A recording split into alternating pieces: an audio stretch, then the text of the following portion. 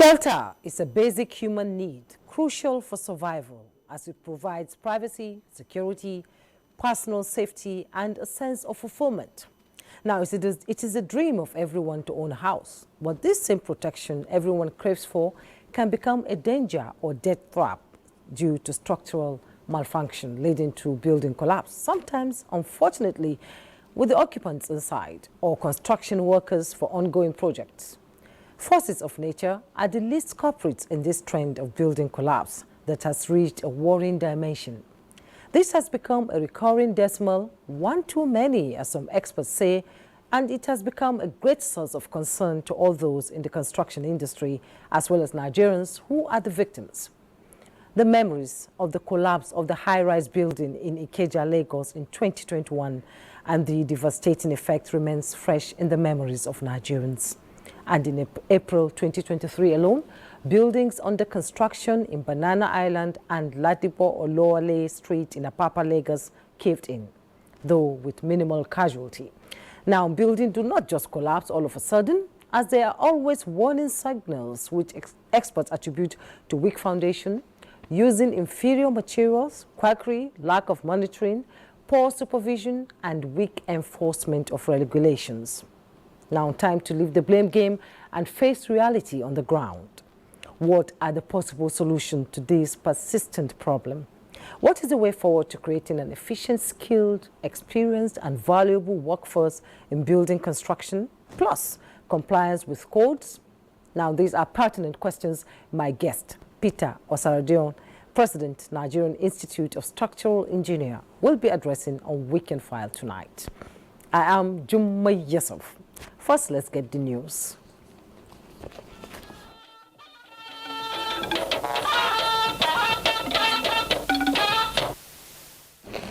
President Muhammadu Buhari has approved the postponement of the 2023 population and housing census earlier scheduled for May this year to a date to be determined by the incoming administration.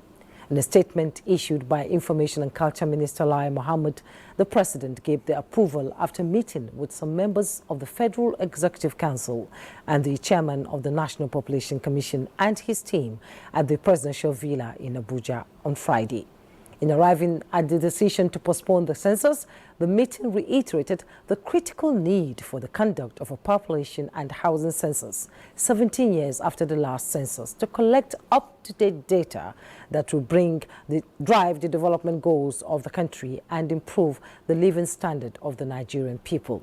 The president noted that with the completion of the enumeration area demarcation of the country, conduct of first and second pretest, the requirement and training of ad hoc workers, procurement of personnel, digital assistance. He also commended the methodology being put in place by the Commission to conduct accurate and reliable census, especially the massive deployment of technology that is capable of delivering world-class census and laying a sustainable basis for future censuses.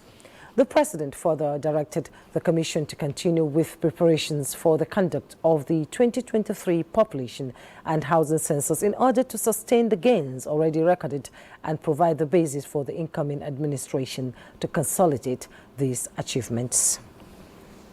Now, the federal government has revalidated the use of the Eagle Square, Abuja, by the Nigeria Labour Congress, NLC, for the annual May Day parade in the Federal Capital Territory, FCT, on Monday, May 1st.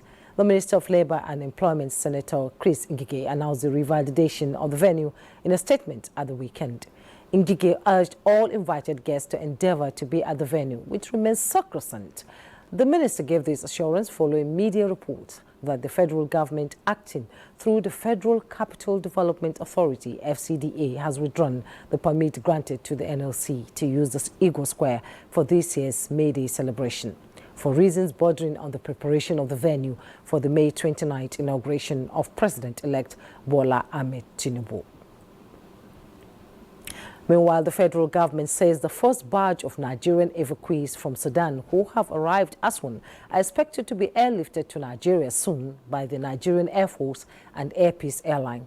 A joint statement by the Ministry of Foreign Affairs and that of Humanitarian Disaster Management and Social Development says the first batch of 13 buses conveying 637 evacuees have arrived the identified safe borders at Aswan, Egypt, and are undergoing necessary documentation and clearance before admission into the Egyptian territory for their eventual evacuation to Nigeria. The movement of the second batch of 29 buses commences today. The evacuees are therefore advised to be at these designated locations with only one luggage. Now, Vice President Yemi Osinbajo is of the view that with the right infrastructure, provision of credit and the necessary exposure, the creative industry in Africa would expand its space significantly. State House correspondent Jide Onifade reports that the Vice President gave the advice at the Mo Ibrahim Lecture in Nairobi, Kenya. The annual forum was established in 2006 with a critical focus on the importance of governance and leadership for Africa.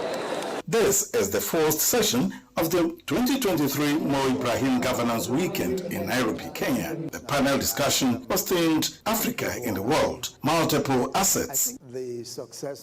While contributing to the discussion, Vice President Osinbajo said what the government should do to support the expansion of the creative industry would be the provision of credit to the young talents that make up the creative industry. As he says, the success of the creative industry in Africa is a phenomenon that many will say happened without much government involvement. In many ways, what is important is to see how the creative industry can be supported, and especially entertainment.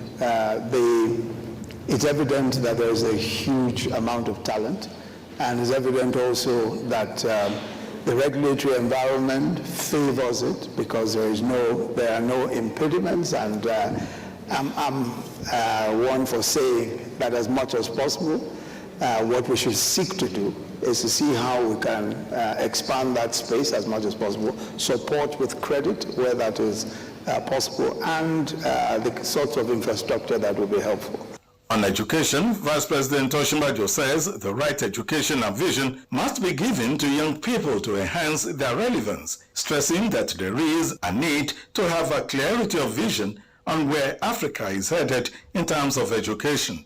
So for me, I think the first thing is to get young people to see a different, to see a narrative of Africa that is positive, that is directed at progress, and that takes into account the realities of the world today. And really, young people need to see that and understand that.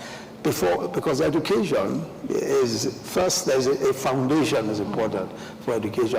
And you must also feel that education, formal education in any shape or form, will get you to a certain point. And that's why the vision is important. The Vice President at the event was commended for his leadership quality and for being an example to other African leaders. He was therefore encouraged to really go and save the society and do something for Africa. Jide Onifade, NTA News. Let's bring you up to speed with other news as the federal government has presented checks to the next of kin of 804 fallen military personnel under the Group of Life Assurance Scheme for 2021-2022. The Minister of Defense, Bashir Magashi, who presented the checks, acknowledged that no amount of money can equate the loss of life. Defense correspondent Ismail Musa reports that more than 2 billion naira was issued. Families of fallen military personnel at the Ministry of Defense headquarters Abuja. They have been invited to receive checks under the Group Life Insurance Scheme for military personnel who lost their lives in the line of duty. One after the other, the Minister of Defense presents checks to each of the next of kin to the deceased. He understands that no amount of money can take the place of a loved one. We are just trying to make sure that everything that a soldier needs for him to be able to do his job is accorded to him. Where in the event he lost his life, we don't forsake him. For the beneficiaries, it is a mixed feeling. They went for an operation in NNS Parkfanda. So that was when I heard he's dead. This is showing that yes, the federal government has concern for we that have lost one or two who served with them. We are requesting if they can take 1 or 2 members of the family to also join the Air Force. 2.5 billion naira was disbursed in the exercise. From the Ministry of Defense headquarters in Abuja, Ismail Musa, NTA News. The federal government has commenced rehabilitation work on the Murtala Muhammad Bridge, Jamata, near Kotankorfi along Abuja-Lokoja-Okene Highway. Now, this is to enhance free flow of traffic along the road. Solomon Ayindehin reports. The work started since 2020, and up till now, the contractor has done the substructure repairs involving the scale repairs of the piers, cathode protection of the pipes, underwater repairs. They have also done repairs on the embankment, that is the deep-stone pitching and every other work that is required under the bridge. Now they are on the superstructure. The move by the federal government to rehabilitate the Murtala Muhammad Bridge, Jamata, near Kotonkarfe in Kogi State, is to enhance free flow of traffic and socio-economic development of the area. The current effort is targeted at replacing all the expansion joints on both lanes of the dual carriageway. It's obvious that this bridge is key because it links the north to the south. And that is why any issue that has to do with this bridge should not be taken with levity. We'll be deploying our men to take care of traffic control. We also expect that we will try and get tow trucks too at each end of the bridge so that we can quickly respond in the event of any breakdown of vehicles. While soliciting the understanding of the motoring public, they also enjoined road users to obey traffic rules and regulations in order to prevent unnecessary traffic. In Lokoja, Solomon Ayedehi, NTA News. Talking politics, President-elect Bola Ahmed Tinubu today received the APC candidate for upcoming Kogi State governorship election, Ahmed Usman Ojedo, alongside Governor Yahaya Bello. Musbau Dan Wahab reports that the president-elect also received an elder statesman, Alhaji Tanko Yakase, on a visit. In the events leading to the 2023 general elections, the question of North or South was posed.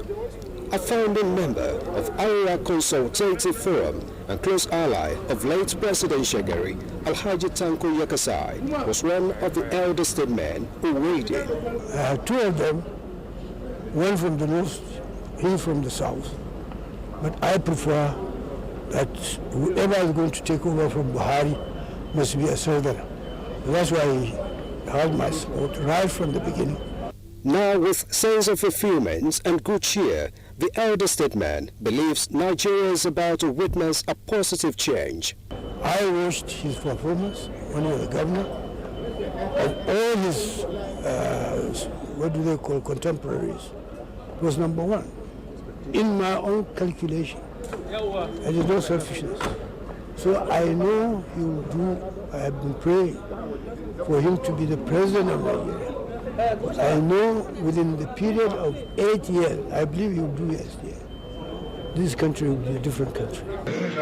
Meanwhile, a day after visiting President Buhari with his preferred successor, Governor Yahaya Bello was with the president-elect on a similar visit. And so, the incoming president says, So I do what the outgoing president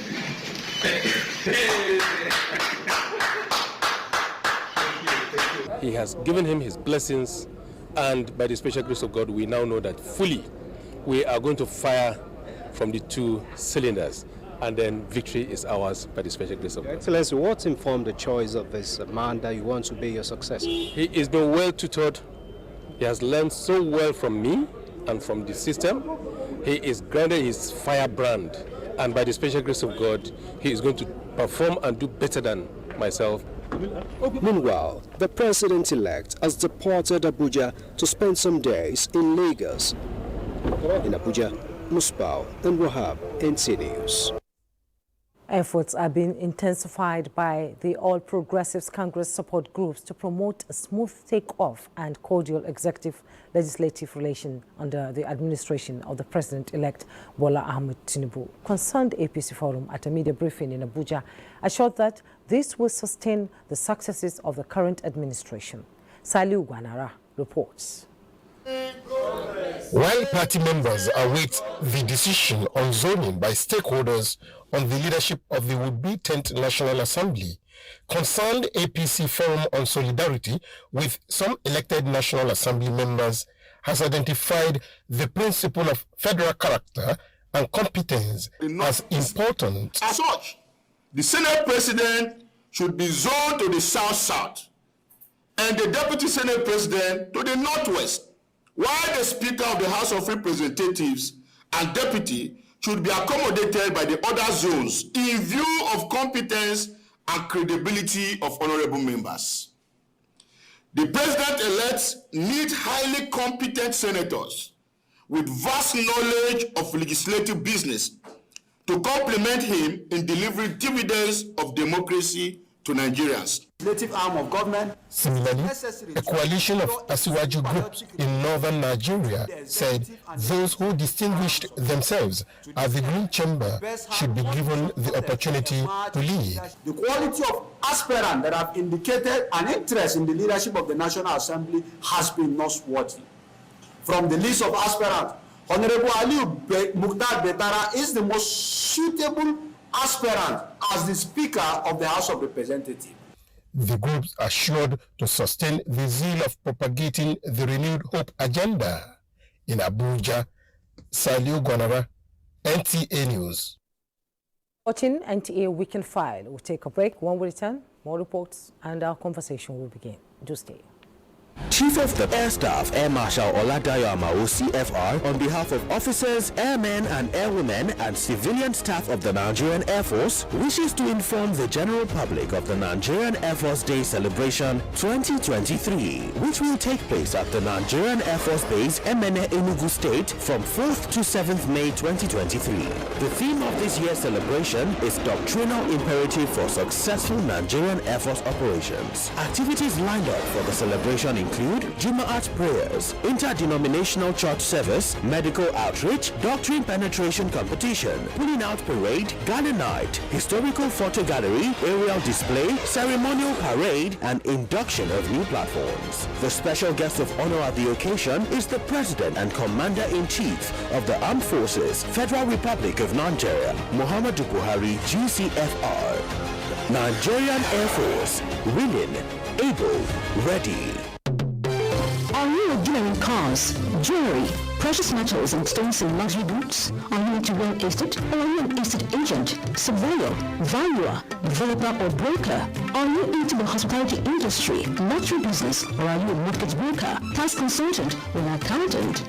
Do you have a supermarket, police betting and consulting or construction company? If you have, go and obtain your certification from the Special Control Unit Against Money Laundering, SCOMO, and be free to do your business within the ambits of the law. SCOMO has the responsibility to monitor, supervise, and regulate the activities of designated non-financial business and professions, DNFBPs, across the country. Please note that the SCOMO certificate is not a guarantee of legitimacy of any business. To register, visit www.scomo.org.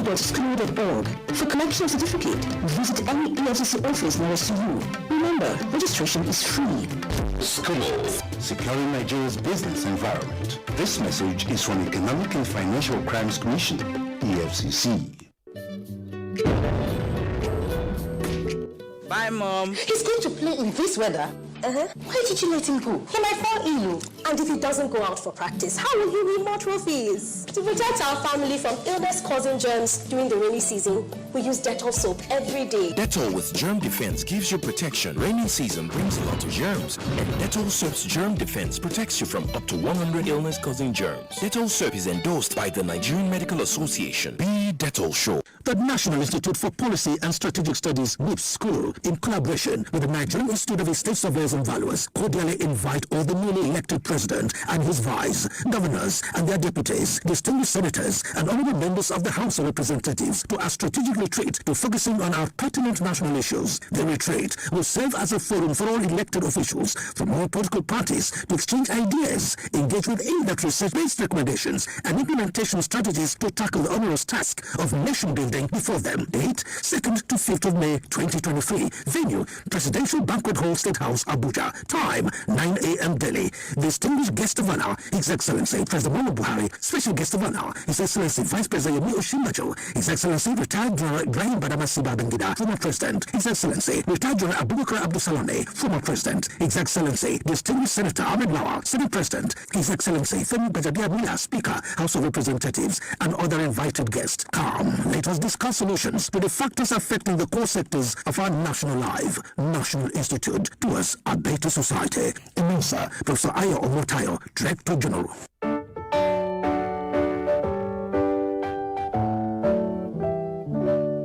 Happy birthday to you. Happy birthday to you. Happy birthday, happy birthday, happy birthday to you. Today indeed marks another milestone in the remarkable journey of your life, of which the Nigerian Television Authority, the largest TV network in Africa, can be proud of. Our partnership with you over the past many years is invaluable to us, even more than the most precious stones. Your 70-year sojourn on Earth has been replete with incomparable achievements, chiefly among which is your philanthropy that has left a permanent glow on the lives of millions of your fellow men.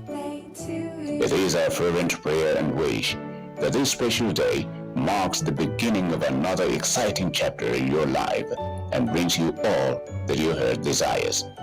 Happy birthday, sir, in good health and many happy returns of the day. Signed, Management, NTA.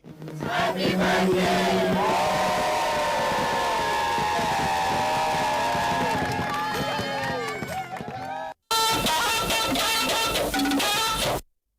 You're welcome back. The Raw Materials Research and Development Council remains committed to implementing programs and projects to promote local sourcing and utilization of raw materials by industries in Nigeria. The council facilitated the inauguration of the first onion and garlic processing plant in Sokoto. Dalhatu Abdullahi reports. Nigeria is the largest onion producer in Africa and the seventh in the world, accounting for about 10% of the global onion production. Nigeria produces about 2 million metric tons of onions annually, making it the second largest producer in Africa after Egypt. The major challenge of the onion farming industry in Nigeria is lack of storage facilities. This informed the decision of Chairman Onion and Garlic Processing Partnership Limited Sokoto, Dr. Saleh Ibrahim, to establish a plant where onions and garlic can be processed into flakes for future use. You have abundance of perishable products and the producers are losing. The key input, key output under the global economy is knowledge. Director General Raw Materials Research and Development Council, Professor Hosseini Ibrahim Doko, represented by Director Information and Communication Department of the Council, Emmanuel Ilia Kwaya, said the Raw Materials Research and Development Council remains committed to implementing programs and projects in the area of promoting local sourcing and utilization of raw materials. In order to reduce the spoilage of our agricultural commodities, we started that research work. And today, the result of that research work that was started many years in the lab is what we are seeing here today. The total onion we are producing, the value is around 700 billion naira. But I can tell you we are losing almost 300 billion naira every year. I think it's a step in the right direction. Sultan of Sokoto Muhammad Saad Abubakar, represented by Obandoma Sabon Birni Malami Sheikh Machido, and other speakers at the occasion, commended the establishment of the onions and garlic flakes processing plant. In Sokoto, Dalhatu Abdullahi, NTA News. For efficient accounting in the financial sector, 15 new council members of the Association of National Accountants of Nigeria, ANAN, that will serve for the next 2 years have been approved by members of the association at its 41st annual general meeting in Abuja. Bosede Ebia reports. We now appoint the office of the new president of ANAN, Chief Dr. James Ekarere Leminebo. The newly elected 13th president of the Association of National Accountants of Nigeria, ANAN, as he takes the oath of office with 2022 financial statements presented to him. I will faithfully and bear true allegiance. I will be faithful and bear true allegiance to the Sovereign Republic of Nigeria, the Republic of Nigeria, and Association of National of Nigeria, and the Association of National Accountants of Nigeria, ANAN. Every undergraduate and stakeholder in the accountancy department in any Nigerian university and polytechnic must know about ANAN, as this administration will to create ANAN Club in tertiary institutions. This year's annual meeting came with a twist, the transition of a tenure to the beginning of another, as the journey of 2 years of service came to a wrap for Professor Benjamin Chuka Osisioma, who chaired the association from 2021 to 2023, urging members to maintain the standards ANAN is known for. There's a character-based leadership. Where you delineate your leadership in principles, in values, and we have tried to do that. As the world progresses towards information and communications technology, ICT, the association says it is determined to focus on innovation and strategic partnerships. We will be together and make sure we bring in new innovations until all the women are noticed in ANAN more than the need. ANAN is going through transformation, continuous development process. I want to be part of that process. The members have conducted themselves professionally, and everything has been very smooth. While the association focuses on accountability and transparency, the members are optimistic this new chapter will maintain the dream and take ANAN to a greater height. In Abuja, Bosede Ebo, NTA News. For safety of lives on Nigerian roads, the Corps Marshal Federal Road Safety Corps, Dauda Alibiu, has cautioned the motoring public against conveyance of explosive materials like gas cylinders in passenger vehicles due to the dangers they pose to human lives on the road. He stated this while warning drivers against excessive speed following the crash that occurred on Friday evening.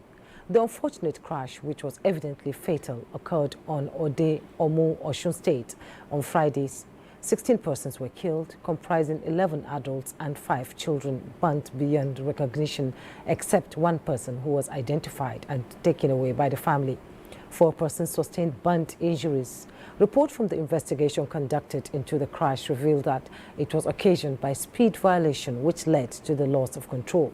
The impact of the crash triggered the gas cylinder that was conveyed in the bus into explosion, leading to the unfortunate inferno that claimed the 16 lives. The burnt bodies have been evacuated and deposited at the morgue of Ladoke Akintola University of Technology Teaching Hospital in Osogbo, Osun State by the FRSC rescue team in collaboration with officers and men of the Nigerian Police Force or DERMO Division.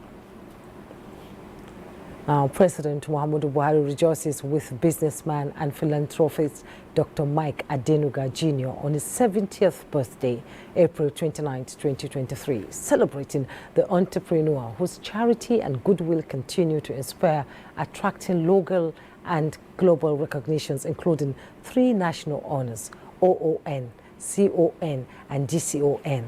In a statement by Femi Adesina, Special Advisor to the President, Media and Publicity, President Buhari affirms the impact of Adenuga's visionary leadership on Nigeria's economy, setting the pace for investments in oil and gas, telecoms, real estate, banking, construction and hospitality, with remarkable presence in supporting entertainment, sports and African culture within and outside the country. The president extols the philanthropist for his courage, humility and dedication to nation building, always placing the interests of the nation first and welfare of the people by ensuring that all his ventures and investments uphold human values of empathy, appreciation, trust, respect, And the philanthropist turns a septuagenarian. The president believes the numerous national and global awards are well-deserved, including the highest individual honor for a private citizen in Nigeria, GCON, and many others of high note, like the Companion of the Star of Ghana from Ghana and Commander of the Legion of Honor by French President Emmanuel Macron. President Buhari praised that Adenuga, who is Otumba, a person of Ijebu land, will grow in health, strength, and continual sound mind. Meanwhile, President-elect Bola Ahmed Tinubu has commended the commitment of Otumba Mike Adenuga, chairman of Globacom, for his unwavering commitment to nation building. Tinubu, on the occasion of Adenuga's 70th birthday, to extend his good wishes to the business mogul for his many social and economic investment in Nigeria, describing him as a believer in the manifest destiny of Nigeria as a great nation. In a statement by Tunde Rahman, President-elect Tinubu wishes Adenuga many more years in profound health to continue adding value to the country and humanity in general. President Muhammadu Buhari has condoled with the family of the late former Minister Malam Musa Gwadebe. Aminu Umar reports that the condolence message was delivered by the Minister of Defense, Major General Bashir Salihi Magashi. The presidential delegation to Kano State, consisting of the Permanent Secretary, State House, Tijani Umar, and the Senior Special Assistant to the President of Media and Publicity, Malam Garba Shehu, was led by the Minister of Defense, Bashir Salihi Magashi. They were in Kano to identify with the people of the state and the bereaved family of a late former minister, Malam Musa Gwadebe, who died last week. While at the family house of late Musa Gwadebe, the delegation was received by an elder statesman, Malam Sani Zangondaura, who laid in prayers for the repose of the soul of the departed. He later introduced the delegation to the immediate family members, who thanked the president for identifying with them at this time of grief. By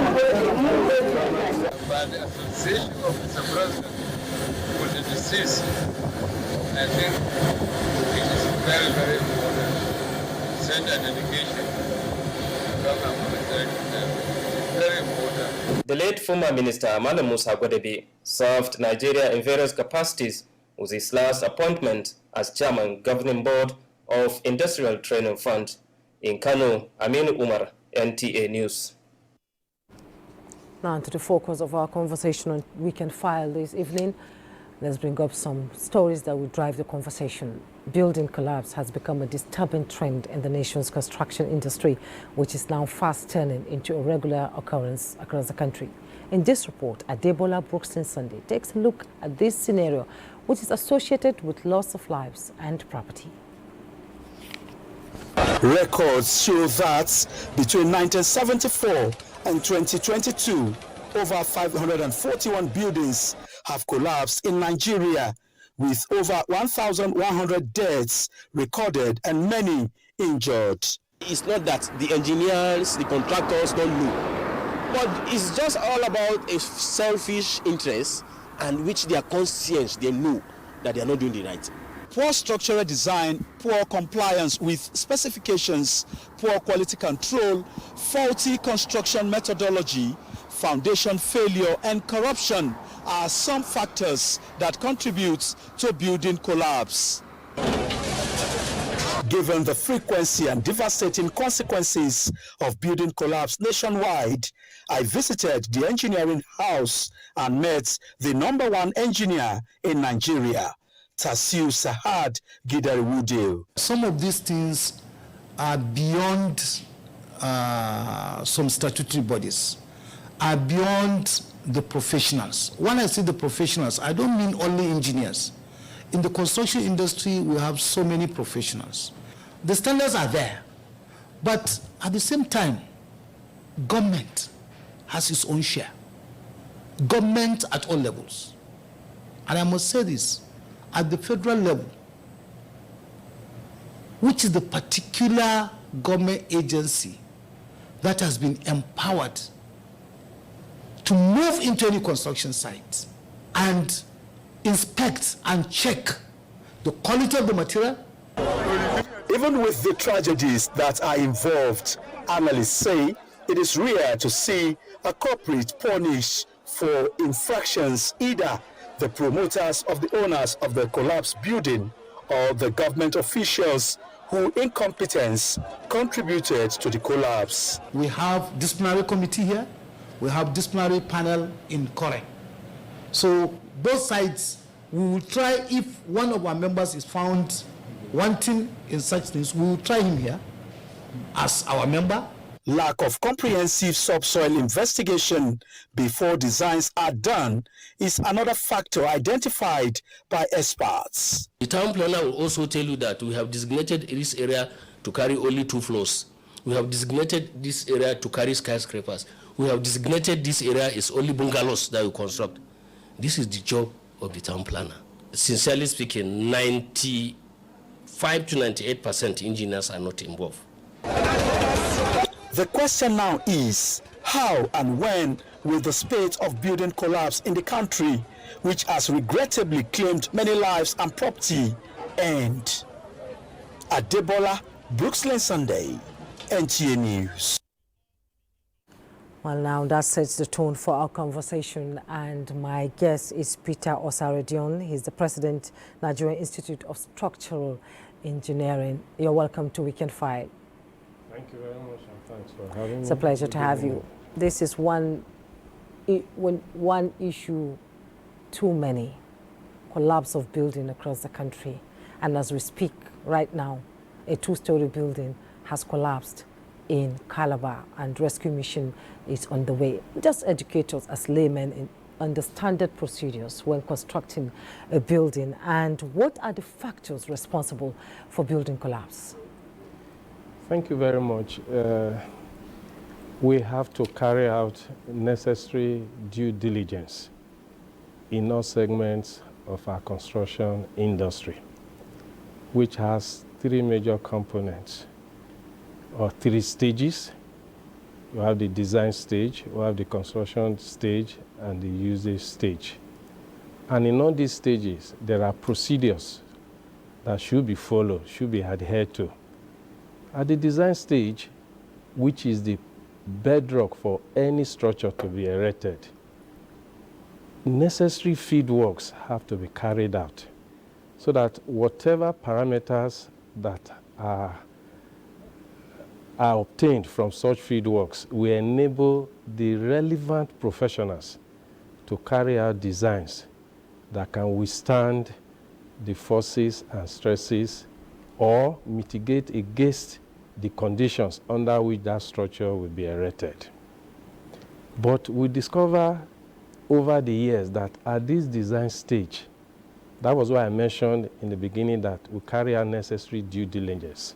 What I mean by this is that we engage the right professionals. We all know that for a structure to be stable and withstand the forces that will come into play when it is being constructed, after construction, when it's being put to use, rests solely in the hands of those who will do what we call structural analysis and stability. That is the current certified structural engineer. If in the process these people are not involved, and not only just getting somebody who is current certified structural engineer, but must be experienced, and he has some experience that he can handle such a structure. And once you don't do this, and the design is already faulty, it's just a question of time to come down. Then the construction stage, proper due diligence in the sense that the specifications that have been given in erecting such a structure have to be adhered to.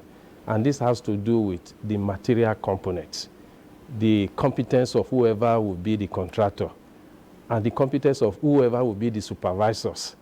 And here we also say that engage the services of the relevant professionals. And one thing we must understand, if in the course of materials that are being used, they don't meet specification, and you engage the services of a registered current structural engineer, you will discover that he will be able to advise on alternatives or to mitigate what has been specified. Then the usage stage is also a very critical component, in the built environment, in the sense that the load and the purpose of the usage of such a structure is determined ab initio from the onset. If in the event that in the course of construction there's going to be changes, there will be a lot of effects and changes in the loads that will come into play. Because the purpose, a residential building, the loads that a residential building will stand is different from the loads a commercial building will stand.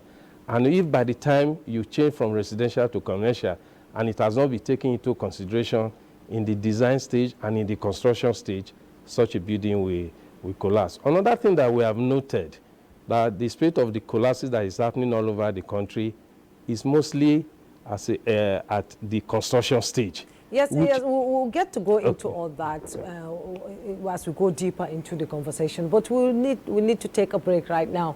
When we return, then our conversation will continue.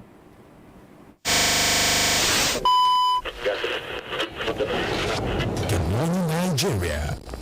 Year after year, they have informed, educated, and entertained us. When you needed information, knowledge, or an escape. From generation to generation, the Nigerian broadcasting industry has worked tirelessly to serve you. And now this service will finally be recognized. Come May 17th this year, broadcasters all over Nigeria will gather at the Hotel Suites for the maiden edition of the Nigerian Broadcasting Awards, an award ceremony set to reward hard work and excellence in the broadcast media. Voting starts on 20th April and ends on 4th May 2023. Visit www.tnbawards.ng to vote now. They've served and they're still serving. It's time we say thank you. This award is organized by the Broadcasting Organizations of Nigeria, BON. We don't like to eat better, more nutritious meals, more veggies, but we want it tasty and easy too. No cubes, that's the secret. Made with real ingredients like chicken, parsley, garlic, and enriched with iron, so your meals are better for you and more delicious too. That's the cocoa. Let's give it some accolades. Change your world by changing what's on your plate. Did you know that a quarter of the world's deaths from malaria is in Nigeria? And the reason being a mosquito that spreads malaria, a disease that puts everyone's life in distress. We believe that protection and prevention is the best cure in the fight to end malaria. Morphine insecticide with its improved formulation kills 100% mosquitoes that spread malaria. So, spread the message of how we can fight to end malaria with Morphine. Morphine, our #1 choice. Bye, Mom. He's going to play in this weather. Why did you let him go? He might fall ill. And if he doesn't go out for practice, how will he win more trophies? To protect our family from illness-causing germs during the rainy season, we use Dettol soap every day. Dettol with germ defense gives you protection. Rainy season brings a lot of germs, and Dettol soap's germ defense protects you from up to 100 illness-causing germs. Dettol soap is endorsed by the Nigerian Medical Association. Be Dettol sure.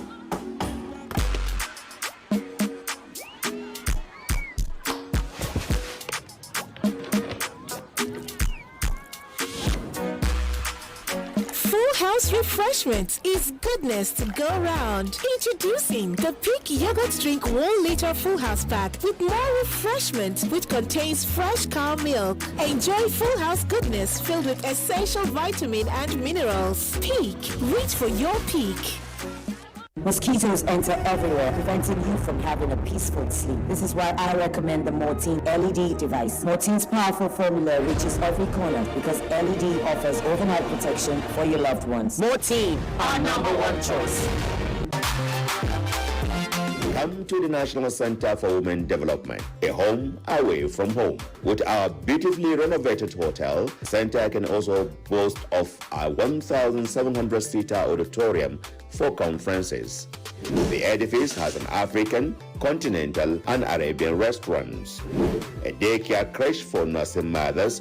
There is also an ICT department for computer training, and also a training department for catering, tailoring, and hairdressing. For more information, please contact the National Center for Women Development, Tafab Aliawe, opposite the Central Bank of Nigeria's CBN headquarters, Central District Area, Abuja. Or telephone 070-511-1163. National Center for Women Development, Rebranding, Restructuring, and Repositioning.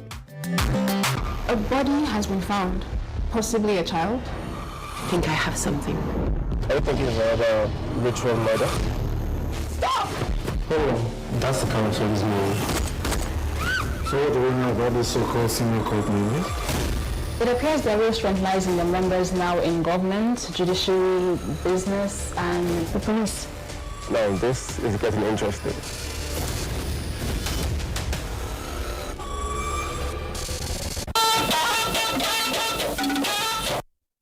You're welcome back. Now, when the incidents occurs, disasters are inevitable. But when these mishaps are man-made, it leaves not just pain, but too many questions unanswered. With just 17 weeks to the year 2023, there have been reported cases of building collapse across the country, challenging experts and the authorities on the best possible ways to put a stop on the trend. Ruth Ario Samuel tells us more. In it is standing tall. The next, it caves in. A grave to those unlucky to be caught in the disaster, while their families are left with tears and tales of woe. Such is the tales of building collapse, which has become alarming, with various regulatory bodies offering guidelines on buildings and construction in the country. One wonders why the high level of collapse. Since our independence, we have been using the British building regulations that we got from them since 1937. When you look back to the colonial days, we are more conversant with the British product or the German or the European product. But today we have so many. We have from Turkey, we have from China. But all these need to be incorporated, and it's because we don't have a standard. Cutting corners, rushing to finish construction, overburdening foundations and pillars, experts say, are part of the immediate causes of building collapse as they advocate the need for quality control. We appeal to good people of Lagos State. We appeal to the developers. We appeal to everyone to abide with the rules and regulations. Nobody, I say loud and clear, is above the law. We are talking about the safety of life and properties in here. Professionals in the building industry are expected to put in intense monitoring and surveillance in checking quackery, which will possibly avert causes of collapse totally. In Lagos, Ruth Ario Samuel, NTA News. And our discussion on the collapsing of buildings in Nigeria and the reoccurrence of it. I still have my guest in the studio. He's Peter Osaradion Igbini Jesus. He's the president of the Nigerian Institution of Structural Engineering. Let's continue our conversation. You talked about qualification, getting the relevant professionals to check buildings when they are being built or when the foundation is coming up. But when these incidents occur, there's a lot of blame game going between stakeholders in the sector. Now, is there no synergy between the professionals and people we call the developers now? Because efficiency, skill, and experience is important in creating, a workload for people who are into building. You are very correct, and I want to assure you that all the professionals in the built environment in this country have forum and they cooperate a lot. But the problem we've been experiencing is that we don't carry out the necessary output as necessary due diligence in getting the right people to do the right thing. And another thing is that maybe as a result of greed, a lot of us professionals don't practice in our area of core competence where we have the expertise. There's a tendency for us to always dabble into other people's profession, which is not good. And we have also seen that this is a major cause of building collapse, in the sense that if you now engage a professional who don't have the prerequisite training to handle such, and you give it to somebody who is not experienced, he will just do a shoddy job, and before you know it, failures will start coming in. But to mitigate all these issues about building collapse, we need to really be sincere. And as your intro said, to appeal to ourselves that there is a need. We've lost too many human lives, not to talk of the colossal waste as a result of monies that have been invested and lost. And you as a developer, your aim is not to invest money that will just be wasted, because you want to have good returns on your investment. So we say engage the right professionals to do this assignment for you. The job is not yours. You have the funds, engage these professionals and let them do the right work. I also noticed that in your intro, a lot of your public opinions express the use of different codes, where the ones we inherited from colonial masters and the rest. That is not the, because even now we are developing the Nigerian codes, and I know very soon it will be passed into law, and all the professionals are making inputs into that Nigerian building code. The issue is, if you are designing and you say these are the parameters you will use, and somewhere along the line there are changes to those parameters and they are not brought to your notice, and whoever is implementing what you have done is not aware, he is bound to fail. Is bound to fail. That is why we say keep adequate records. When you engage the professionals who will do this work for you, they will keep proper records, and at the end you will have as-built drawings, so that you as the owner of that property, you know that the services you paid for by engaging the right professionals, you have them. And talking about holding people liable, it is true that over the years where we have had these incidences, we have not had really scapegoats. They have not been the right prosecution. Maybe by the time you get people who are culpable, you will not be able to hold them, because these people may not even be registered with their professional bodies. And that is why we said all professionals, you understand, in the built environment, keep records of their members, so that if anyone is caught, and I also saw that one of the speakers mentioned that there are disciplinary committees with all these professional and regulatory bodies in the country, and they will be able to sanction their members. You will be surprised to know that majority of the collapses we have had in this building, all the so-called professionals engaged in such buildings that have collapsed are not registered members of their relevant professional bodies. That's why we get a lot of quacks out there. Yeah, because no, the practice of quackery in this country is also alarming. And when we say somebody is a quack, take myself as a structural engineer. If I go outside my field as a structural engineer and dabble into architecture or mechanical engineering or electrical, I'm a quack in that field. Even within the structural engineering, there are special areas. There are those who specializes in buildings, those who specializes in bridges. They are all structural engineers. And they all take all their design parameters based on other allied professions. Somebody who will do the soil investigation for you is also an expert. You know, he may be an engineer, but you also rely on the results he gives to you. But if you are not experienced to interpret the result he gives to you, you will not be able to give a good foundation design to such a building. And if you don't do it, that is where the experience comes into play. If you don't do it with time, with so much stress and so much load, then developers are appealed to. Maybe in your initial brief, you've given to your professional, to your consultant, I want 4 floors, residential apartment. And because you are already having a lot of buyers into it, the tendency is, oh, let me go more floors, without resorting or consulting your professional you have engaged to carry out the design for you, so that they will be able to advise that the extra loads you are putting it, can the foundation we have designed, we have constructed, withstand it? So you mean all hands must be on deck? Yes, all relevant professionals must come together to ensure that we have a stable and concrete building standing. Yes, and in addition, let every profession a professional practice in his own core area of competence.